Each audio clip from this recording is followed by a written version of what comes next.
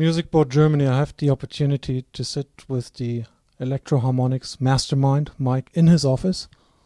And if you have the view over to the Manhattan side, of course, there's plenty of good ideas that can develop in this scenario. Mike, thank you for the chance to talk to you. It's my pleasure. What I meant, since I'm not too good in technical aspects, I'm not going to ask about that. But when you develop something new, you have a tone that comes first, or you toss up some electronic parts that fall on the ground and you start to solder them and find out what it's going to sound like. Well, first, it's business, you know. We're business, and the goal is to make money so that we can bring out more products and make more money. So it's business first.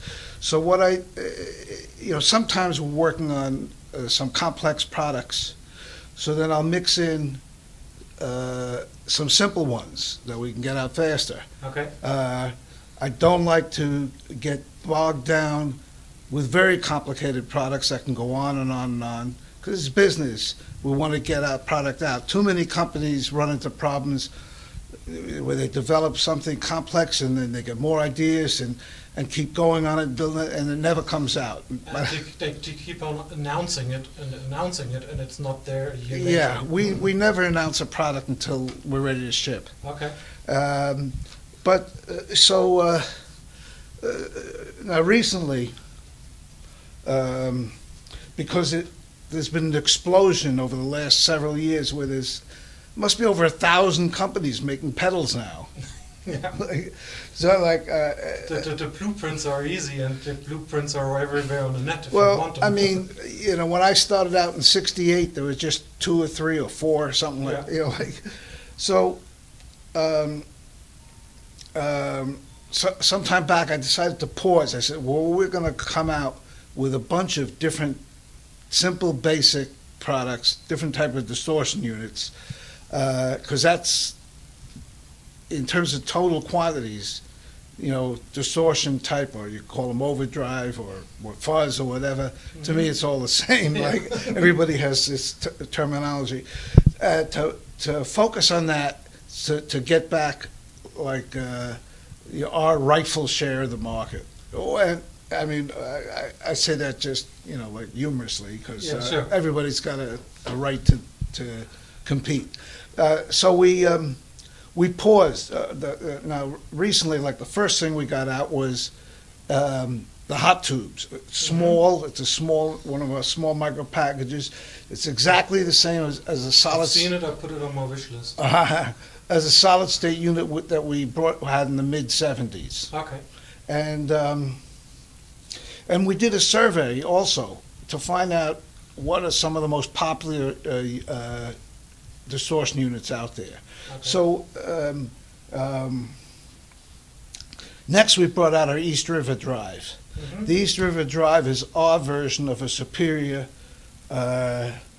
tube screamer. Yeah. Hence the green package. If somebody needs to find it. We were going to first call it the Screaming Muff, so people would think, maybe it's a screamer.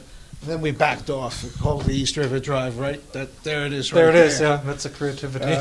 And then the next thing we brought out that we just started shipping about three weeks ago was the OD Glove. Okay. And that uses MOSFET units. It has a really nice, rich tubey sound. Some people think it reminds them of the full tone OCD. Okay.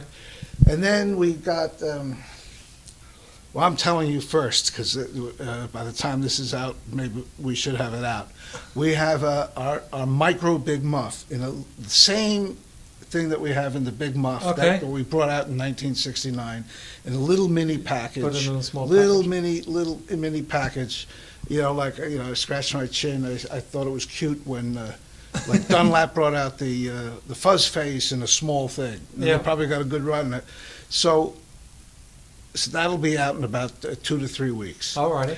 And will it contain its own power, or does it need external power? No, that runs on a battery. Okay. All the ones I mentioned run on batteries. And then we're bringing out something new. It should be out in about 4 to 5 weeks. It's called the Lumberjack. It's a logarithmic amplifier that goes into overdrive, and it's a totally different type of sound. It's like it sort of sounds clean, but underneath is kind of like a scratchiness, almost like it reminds you of like a torn speaker, like a clear winter night or winter clear evening, winter night, where you feel the cold, where well, you feel the feel aggressiveness. cold, but no, it's not that crisp. It's more like almost like you're playing through an amp and somebody drunk like backed up and knocked their guitar and have a little slice in your speaker. Your speaker's ripped. Okay. Yeah, and so that's not for everybody. And then we're working on be out in about a month and a half the deluxe Big Muff, and then we're bringing out a unit that sounds like the thing that really brought on the whole distortion craze back in around 67. I'd say maybe 66, 67. I must admit I can't remember. The Maestro fuzz tone, you know, when the Stones had that huge hit, Satisfaction. Yeah. And that, I mean, I was working for IBM at that time, and they had these great schools. I was in sales. So I was at one school, and Satisfaction was #1. Then I went, you know, that was like a week school. Went back to work for IBM for several weeks, and then they sent me to another school. Satisfaction was still number one. Yeah. And actually, that's in a sense what really got me into the business, because then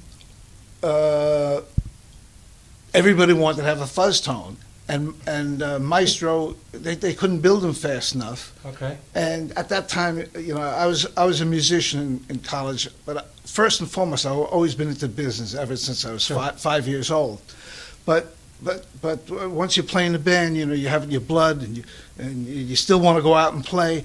So I wanted to quit IBM and try to make it, you know, and which you obviously did. Well, yeah, not that straight, of course. Long and slow. But I was married at that time to my first wife, and she was real conservative. So I said, "Well, look, I'm gonna make a quick pile of money so she could feel secure that I'm not just quitting a nice, steady, straight job."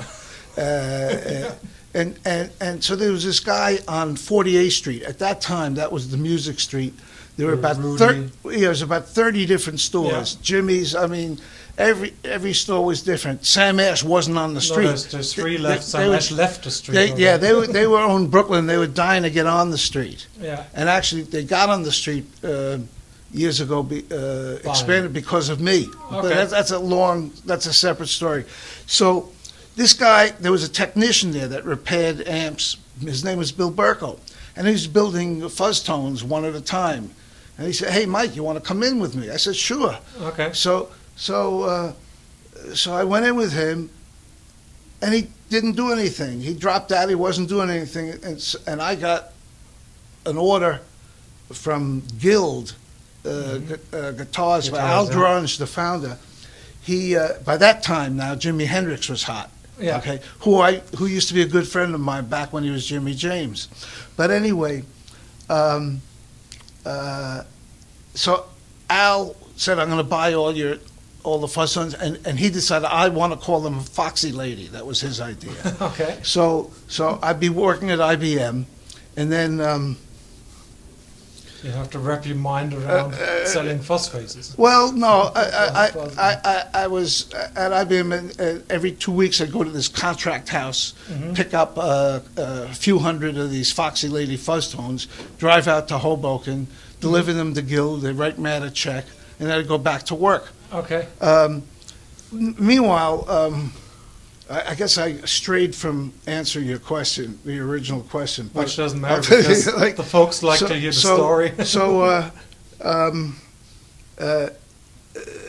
You know, but now Hendrix is big. Everybody wanted to sound like Hendrix, and what that meant was Hendrix with his long, thin fingers, you know, and his great talent and expertise.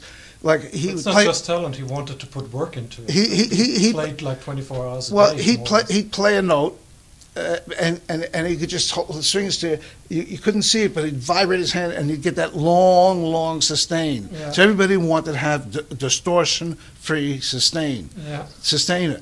So my buddies at IBM told me about this genius inventor over at Bell Labs. They says maybe he could develop this distortion-free sustainer for you. So I went out to him. He was just going through a divorce. He needed some money.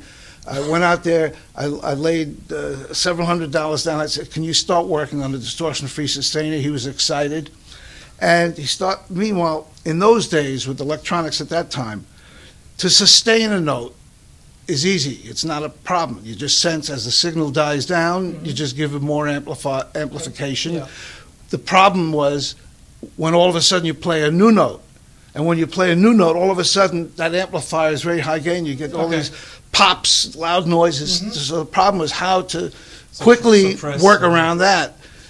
Meanwhile, I went out to look at one of the prototypes that he had. He said, "I'm ready for you to, test what I got so far." And in front of it was a little box. I says, "What do you have that little box for?" He says, "Well, Mike, I didn't realize the output voltage of the guitar is that low, so I just built a little preamp to boost up the signal." Okay. So I play the switch, and I'm not a guitar player; I'm a keyboard player. Okay. I pluck the string, hit the switch, and all of a sudden, wow, it's loud as hell. Now in those days, all amps had a lot of headroom, and you turn an amp up to 10, and it would be clean. Stays clean, yeah. But with this LPB1, it was like as if you could turn the amp up to 100. Okay. So it would get louder and louder, and then it reached a point where you're overdriving the amp. Yeah. Okay. That was the first overdrive, and we called that the LPB1 for linear power booster. And the first stage of the amp. It was a box by itself. It was just one transistor, and that was my first product. Everybody was looking for the overdriven tone. Well, I don't know. It became a hit. I started selling a mail order while I was still at IBM, and then I quit in 1968 and founded Electro Harmonix.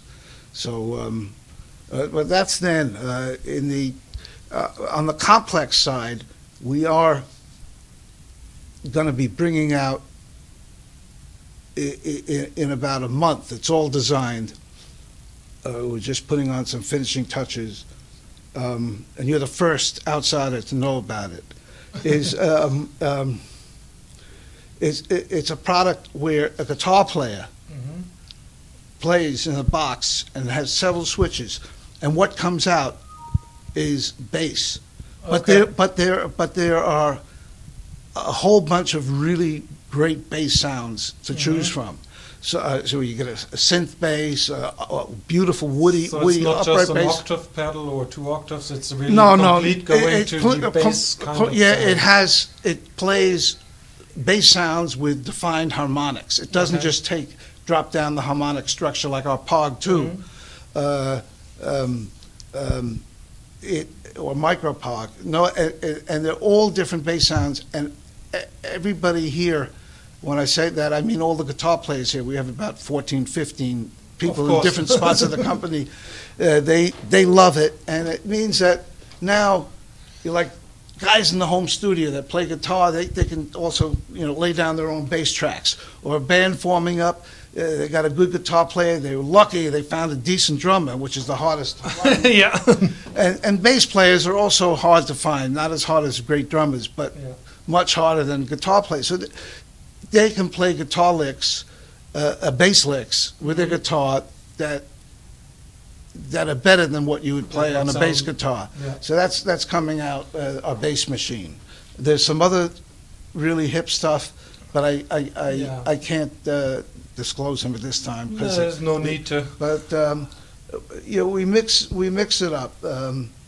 More complex and more easy stuff. Yeah, we mix it up, and I always try to choose a complex one that I feel has a really good chance that we could finish it and get it out. Okay. You know. So if there's one thing I learned so far, because from looking at the company, from reading a bit about your person, it always seemed like you opened up the box and you allow yourself to wander around everywhere. What you acknowledged at the moment is that, of course, you allow yourself to think outside the box, but it comes back to business. That's the anchor point of it. Yeah, business is first. You gotta make money so that everybody can work in here, can make money. We can get more great engineers and designers to bring out more stuff. Money is the fuel. You know, you gotta do that. So and that's actually one of the things that I've been pretty good at is selecting money makers. You know, you hit with all different ideas and think about it, and which one has the best chance of success, whether it's simple or complex. Which one will really have the success in the market? How hard is it to control all those business links worldwide, like you have a tube factory in Russia, all that stuff? I mean, well, the world got smaller in the last 30 years, but... my wonderful Maine girl, Arusha Bidakova, who I met back in 1979, and her father was the co-inventor of the hydrogen bomb in Russia. She's very smart. She's smarter than me. She runs everything that I do in Russia. Okay. But right now, our main business is the Electro Harmonix pedals, and also we started working on some amplifiers. That we're going into like real slow. We're taking our time. I'm not in a rush to rush into the amplifier market because that's not our bag right now. I want to make sure that when we launch something, it'll be right and it'll have some special stuff in it. People will appreciate it. That it's I'm not rushing. Hopefully, 2-3 years from now, we'll be recognized for making really cool and great amplifiers. Yeah. I wish you good luck doing that. Thanks. Keep the box open to let your mind wander around and find new and cool products, because from the user side, we love them. Great. Thank you, Mike. Rock and roll. Rock and roll. Thanks.